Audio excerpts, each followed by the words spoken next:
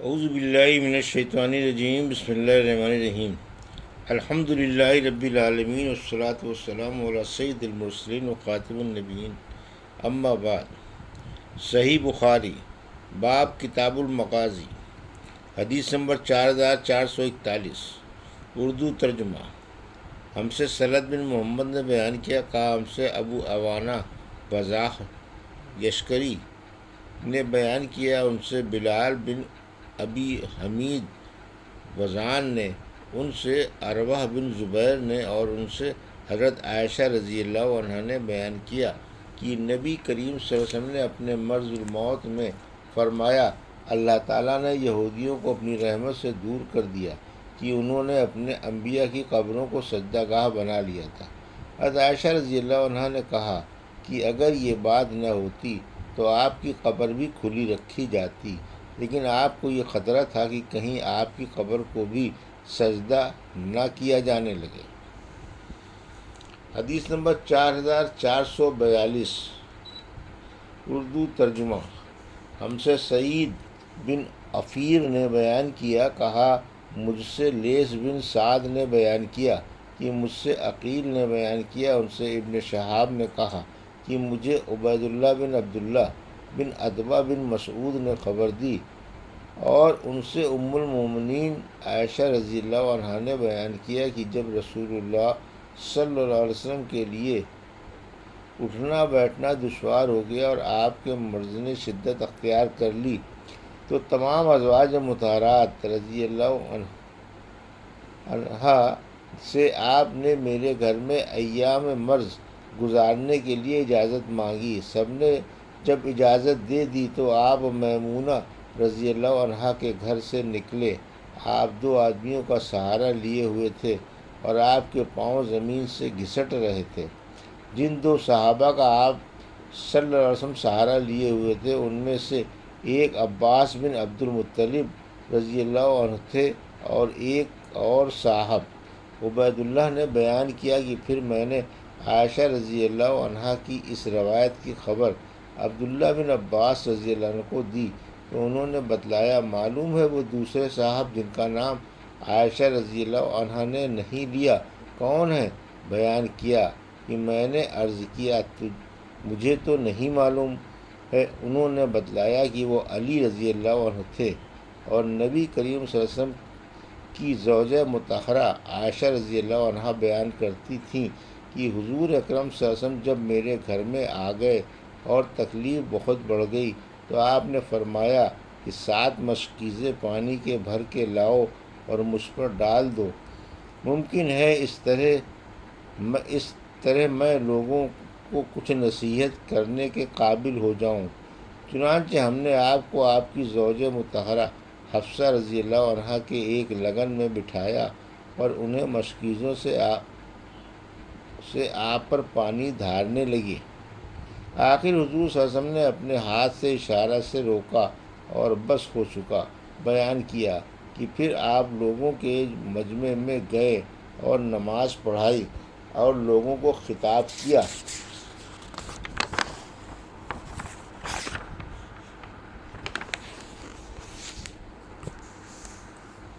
حدیث نمبر 4443 اور 4444، اردو ترجمہ۔ اور مجھے عبید اللہ بن عبداللہ بن عتبہ نے خبر دی، اور ان سے عائشہ رضی اللہ عنہا نے اور عبداللہ بن عباس رضی اللہ عنہ نے بیان کیا کہ شدت مرض کے دنوں میں حضور اکرم صلی اللہ علیہ وسلم اپنی چادر کھینچ کر بار بار اپنے چہرے پر ڈالتے تھے، پھر جب دم گھٹنے لگتا تو چہرے سے ہٹا دیتے۔ آپ اسی شدت کے عالم میں فرماتے تھے، یہود و نصارہ اللہ کی رحمت سے دور ہوئے، کیونکہ انہوں نے اپنے انبیاء کی قبروں کو سجدہ گاہ بنا لیا تھا۔ اس طرح آپ اپنی امت کو ان کا عمل اختیار کرنے سے بچتے رہنے کی تاکید فرما رہے تھے۔ حدیث نمبر 4445، اردو ترجمہ۔ مجھے عبید اللہ نے خبر دی کہ عائشہ رضی اللہ عنہا نے کہا، میں نے اس معاملے یعنی ایام مرض میں حضرت ابوبکر رضی اللہ عنہ کو امام بنانے کے سلسلے میں حضور اکرم صلی اللہ علیہ وسلم سے بار بار پوچھا۔ میں بار بار آپ سے صرف اس لیے پوچھ رہی تھی کہ مجھے یقین تھا کہ جو شخص حضور اکرم صلی اللہ علیہ وسلم کی زندگی میں آپ کی جگہ پر کھڑا ہوگا، لوگ اس سے کبھی محبت نہیں رکھ سکتے، بلکہ میرا خیال تھا کہ لوگ اس سے بدفعلی لیں گے۔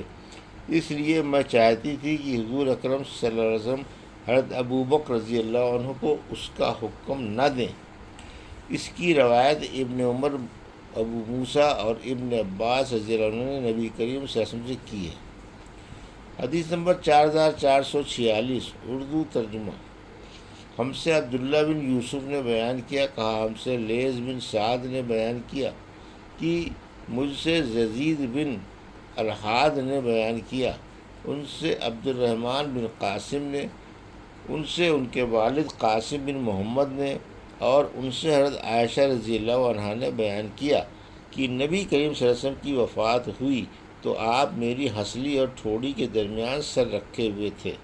حضور اکرم صلی اللہ علیہ وسلم کی شدت سکرات دیکھنے کے بعد اب بھی کسی کے لیے بھی نزع کی شدت کو برا نہیں سمجھتی۔ حدیث نمبر 4447، اردو ترجمہ۔ مجھ سے اسحاق بن راہویہ نے بیان کیا، کہا ہم کو بشر بن شعیب بن ابی حمزہ نے خبر دی، کہا کہ مجھ سے میرے والد نے بیان کیا، ان سے زہری نے بیان کیا، انہیں عبداللہ بن کعب بن مالک انصاری نے خبر دی، اور کعب بن مالک رضی اللہ عنہ ان 3 صحابہ میں سے ایک تھے جن کی غزوہ تبوک میں شرکت نہ کرنے کی توبہ قبول ہوئی تھی۔ انہیں عبداللہ بن عباس رضی اللہ عنہ نے خبر دی کہ علی بن ابی طالب رضی اللہ عنہ رسول اللہ صلی اللہ علیہ وسلم کے پاس سے باہر آئے۔ یہ اس مرض کا واقعہ ہے جس میں آپ صلی اللہ علیہ وسلم نے وفات پائی تھی۔ صحابہ رضی اللہ عنہ نے آپ کو سے پوچھا، ابو الحسن، حضور اکرم صلی اللہ علیہ وسلم کا آج صبح مزاج کیا ہے؟ انہوں نے بتایا کہ الحمدللہ اب آپ کو افاقہ ہے۔ پھر عباس بن عبد المطلب رضی اللہ عنہ نے علی رضی اللہ عنہ کا ہاتھ پکڑ کر کہا کہ تم خدا کی قسم 3 دن کے بعد غلامی کی زندگی گزارنے پر تم کو مجبور ہو جاؤ گے۔ خدا کی قسم مجھے تو ایسے آثار نظر آ رہے ہیں کہ حضور اکرم صلی اللہ علیہ وسلم اس مرض سے صحت نہیں پا سکتے۔ موت کے وقت بنو عبد المطلب کے چہروں کی مجھے خوب شناخت ہے۔ اب ہمیں آپ کے پاس چلنا چاہیے اور آپ سے پوچھنا چاہیے کہ ہمارے بعد خلافت کسے ملے گی۔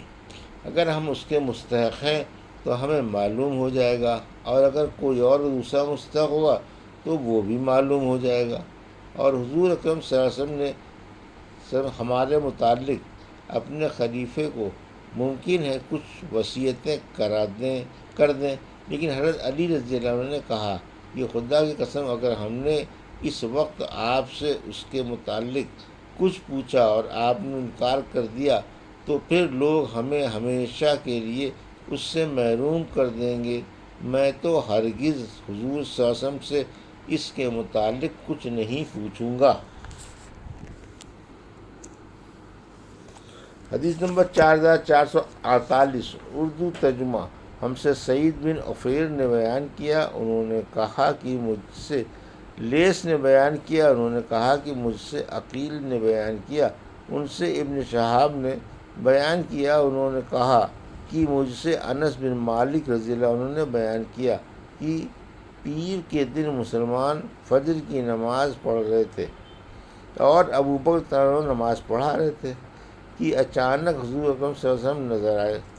آپ ام المومنین حضرت عائشہ رضی اللہ عنہا کے حجرے کا پردہ اٹھا کر صحابہ رضی اللہ عنہ کو دیکھ رہے تھے۔ صحابہ رضی اللہ عنہ نماز میں صف باندھے کھڑے ہوئے تھے۔ حضور اکرم صلی اللہ علیہ وسلم دیکھ کر ہنس پڑے۔ ابوبکر پیچھے ہٹنے لگے تاکہ صف میں آ جائیں۔ آپ نے سمجھا کہ حضور اکرم صلی اللہ علیہ وسلم نماز کے لیے تشریف لانا چاہتے ہیں۔ انس رضی اللہ عنہ انس رضی اللہ عنہ نے بیان کیا، قریب تھا کہ مسلمان اس خوشی کی وجہ سے جو حضور اکرم صلی اللہ علیہ وسلم کو دیکھ کر انہیں ہوئی تھی کہ وہ اپنی نماز توڑنے ہی کو تھے، لیکن حضور صلی اللہ علیہ وسلم نے اپنے ہاتھ سے اشارہ کیا کہ نماز پوری کر لو۔ پھر آپ حجرے کے اندر تشریف لے گئے اور پردہ ڈال دیا۔